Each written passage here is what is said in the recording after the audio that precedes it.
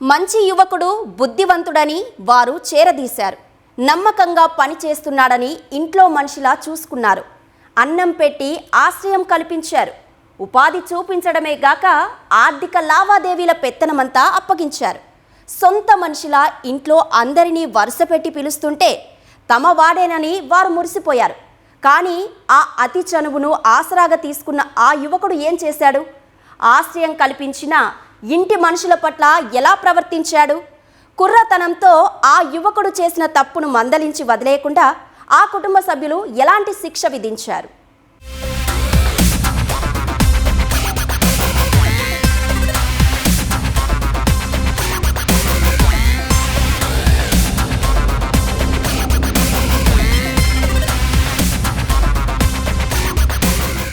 అనంతపురం జిల్లా రంకాపురానికి చెందిన లక్ష్మీనాయుడు, హిందూపురానికి చెందిన కరీముల్లా కలిసి అనంతపురంలోని రామచంద్రనగర్లో హిత ఆస్పత్రిని నడుపుతున్నారు. తాడిమర్రి మండలం రామపురానికి చెందిన దబ్బర అశోక్ పేషెంట్లను ఆస్పత్రికి తీసుకువస్తూ కమిషన్ తీసుకునేవాడు.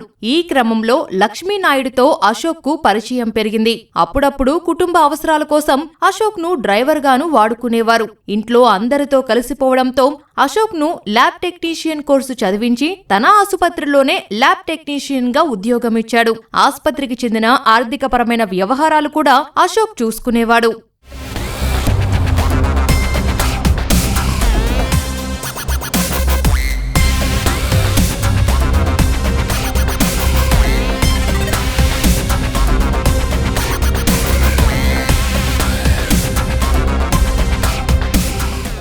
లక్ష్మీనాయుడు భార్య కూడా అశోక్ ను తమ సొంత మనిషిలాగే చూసుకునేది. దీన్ని అలుసుగా తీసుకున్న అశోక్ లక్ష్మీనాయుడు భార్యకు అసభ్యకరమైన మెసేజ్లు పెట్టి లైంగికంగా వేధించేవాడు. దీనిపై ఆమె పలుమార్లు అశోక్ ను హెచ్చరించినా పద్ధతి మార్చుకోకపోవడంతో ఆమె భర్తకు చెప్పింది. ఇంటి మనిషిగా చూసుకుంటే ఇంతకు తెగించాడా అని లక్ష్మీనాయుడు కోపంతో రగిలిపోయాడు.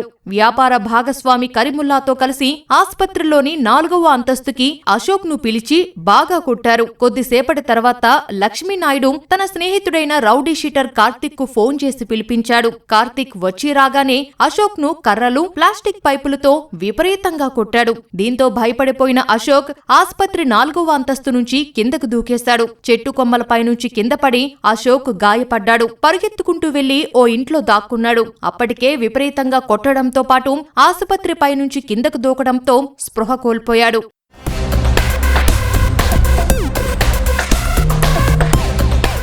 వెంటనే అశోక్ ను ఆస్పత్రికి తీసుకొచ్చిన నిందితులు వెంటిలేటర్ పై కృత్రిమ శ్వాస అందించి ప్రాణాలు కాపాడేందుకు ప్రయత్నించారు. అయితే 3 గంటలు నరకయాతన అనుభవించి అశోక్ ప్రాణాలు విడిచాడు. వెంటనే రక్తపు మరకలు కడిగేసి విరిగిన కర్రలు, పైపులు దాచేశారు. అశోక్ కుటుంబ సభ్యులకు ఫోన్ చేసి పిలిపించి కేసు లేకుండా మాట్లాడుకున్నారు. కానీ ఇంతలో ఆస్పత్రి సిబ్బంది పోలీసులకు ఫిర్యాదు చేయడంతో వారు వచ్చి విచారించి కేసు నమోదు చేసి నిందితులను అరెస్టు చేశారు. ఈ ఎవరైతే లక్ష్మీపతి నాయుడు, తర్వాత కరీము, ఈ క్రాంతి కుమార్ అనే అతను, వీళ్ళు అదేవిధంగా కార్తీక్ అనేది, వీళ్ళు ఫస్ట్ కరీము పొడుచుండగా క్రాంతి కుమార్ అనే అతని వీడియో తీసినాడని, తర్వాత ఈ అతనితో పాటు కార్తీక్ అనే అతను కూడా కొట్టినాడని, వీళ్ళు దెబ్బలు తాళలేక అతని ఎట్లా కొట్టి చంపుతారనే ఉద్దేశంతో ప్రాణాపాయ స్థితిలో అతని పైనుండి కిందికి దూకినాడని మాకు విషయం ప్రాథమిక సమాచారం తెలిసింది.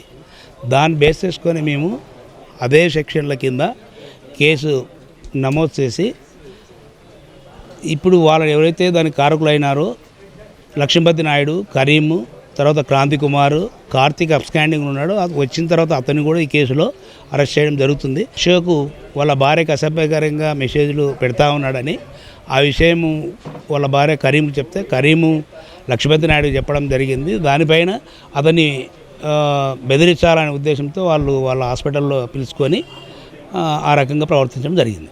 ఇంట్లో ఆడవాళ్ల పట్ల అసభ్యంగా ప్రవర్తించిన అశోక్ ను గట్టిగా మందలించామని నిందితులు తెలిపారు. కానీ భయపడిపోయిన అతనే ఆస్పత్రిపై నుంచి కిందకు దూకేశాడని అన్నారు. పోలీసులు 3 నిందితులు లక్ష్మీనాయుడు, కరీముల్లా, క్రాంతి కుమార్ ను అరెస్టు చేశారు.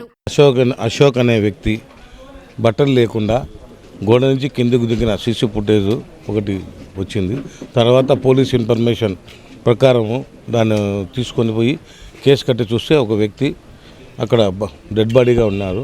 దానిపైన మా సిఐ గారు ఎస్ఐ గారు వెళ్ళి కంప్లైంట్ తీసుకుని కేసు రిజిస్టర్ చేసి దీన్ని త్వరగా దర్యాప్తు చేసే వల్ల ఈ లక్ష్మీనాయుడు తర్వాత కిరణ్ కరీం అనే వ్యక్తులు కలిసి ఆ అబ్బాయిని బట్టలు తీసేసి కొట్టడం వల్ల అతను ఆ దెబ్బలకు తట్టుకోలేక తప్పించుకునే ఉద్దేశంతో పైనుంచి కిందికి దుంకడం జరిగింది.